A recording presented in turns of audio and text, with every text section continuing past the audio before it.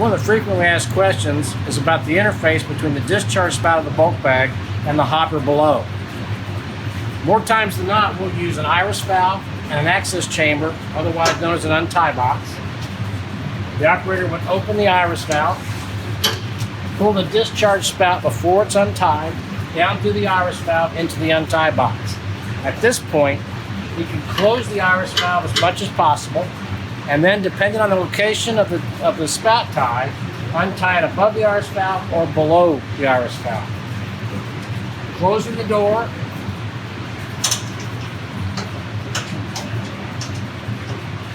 and then partially open the iris valve.